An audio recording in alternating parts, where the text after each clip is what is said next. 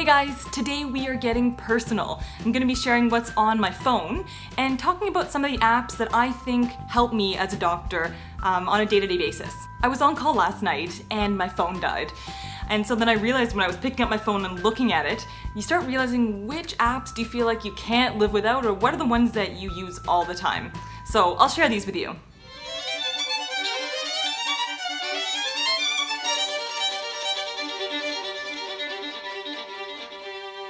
Okay, so let's dive right in.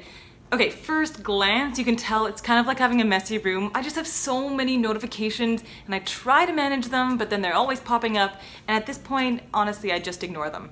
But I'm more aware of it now that you guys are seeing it. So calendar, contacts, Google Maps, all these kind of boring ones. Uber, you guys know that I use a ton.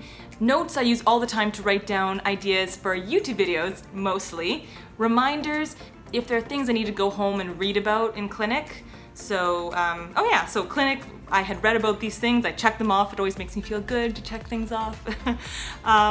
Next, Dropbox, I put everything up in the cloud. Guys, I lost like all these violin performances, so all these important videos that I had, I lost them all on an external hard drive because it got shaken up. Anyway, point is, it really sucked and now I put everything in the cloud. Next is Evernote. I used this a ton in medical school. You can type up all of your notes in your computer, and then when you're on the ward, you can flip through your notes and actually see them. Plus, you can add to them if you wanted to, which is a bit of a time saver rather than adding to your notes when you get home. iBooks is awesome. I have all of my textbooks on here, so like cheat sheet, medications that I can just have at the tip of my finger. Let's see, anything that I would want. So like Cecil's medicine. Some of you have been asking what textbook I like for internal medicine. This is one of my favorites. It's having a tough time uploading, so I'll leave it for now. But great textbook to have.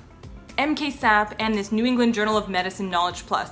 These are cue card apps, so they're basically question banks. You can go through them, they've got some teaching and learning, helps you just keep up to date, I guess.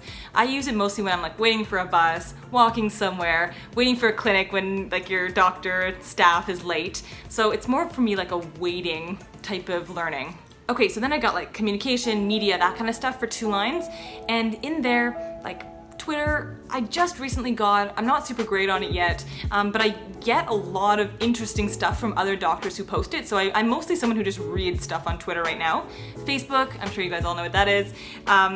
This calculator, this is awesome, quick calculations that you need to do in the hospital all the time. So if someone has an irregular heartbeat called atrial fibrillation, there's a score called CHADS-2 that you do all the time to see what's their chance of having a stroke. Do we need to put them on a blood thinner? So it's just easy. You can remember this, but sometimes it's just nice to flip through it on your phone. So does this person have heart failure? No. Do they have high blood pressure? Yes. Are they over 75? Let's say yes. Have they diabetes? No. And have they had a stroke? Yes. So they've got every single year an 8.5% chance of having a stroke if they didn't have treatment. So, you know, that's useful information to tell a patient. And I can somehow show them how we calculated this and help them make a decision. Next, up to date. This, hands down, I use the most as a doctor. On the wards, in clinics, everywhere, I'm able to read about different diseases. So let's see, I was just reading about rheumatoid arthritis because I'm in a rheumatology rotation right now. And this just gives you really reliable, excellent quality information that I feel good using. So super useful during the day. Yeah, that's one that if I don't have my phone, I really miss the most. Instagram, definitely hit me up there. I get a lot of requests. I actually try to answer a lot of your questions and your comments, and I'm obviously still pretty far behind on some of them, but I will get around to it, so find me there. And I do on my stories some Q&As. Messenger, emails, classic stuff, just ways of talking with people. The bottom bar, I prioritize the WhatsApp because in the hospital we use lots of WhatsApp groups, and so we actually use it a ton. All right, next page. So YouTube apps, actually, I don't know if you guys know, they have a creators app, and it's a way that I can see all of your comments when I'm on the go during the day. So I can like them and read them. Anyway, it's really nice, and I love seeing your comments when they pop up on my phone. Okay, so then we get to the medical folder. So these are very specific apps. I use them sometimes, not like on an everyday basis, but say we've got one called Journal Club. Now, as doctors, there are tons of papers that come out all the time, and we're supposed to keep up to date on all this new information. Sometimes, you can just use that update app I showed you, but other times you want to actually see those trials and read them yourself. These are summaries of those trials. So I paid money to get this app, and I think it's super useful. So let's see, there's this new trial. Yeah, okay, the adrenal trial. Everyone's talking about it. It's like the hot topic in ICU right now. So you can click on there, they've got a whole summary. You can skim through it, see about the important issues, and it's just, it's a time saver, that's for sure. What else have we got in here? So then there are kind of lots of other medical apps that help create scores that will tell you if it's more likely that a patient has this disease or not. So it's not like a slam dunk. Like if you could just plug in a bunch of numbers and say, bam, this person has this disease, great, there would be Dr. Google, I would be out of business. But it doesn't really do that. So like you can go in here, look at some of the symptoms, plug them in, it'll help you make a decision, come up with numbers to say someone's more likely to have this or not. What else do we have in here? We've got ones that help with prescriptions and dosing, what anticoagulants, so what blood thinner should you choose based on, scenarios. Oh, figure one, this one's kind of fun. It's like Instagram sort of for doctors. People can put up pictures about cases that they've seen. Wow. So this is a picture of, looks like a tumor on someone's finger there. General surgeon put it up. That's a bit shocking. I thought it was like a raisin at first. Anyway, so you can have conversations about that. I don't usually participate, but sometimes it's fun to scroll through and see what people have posted.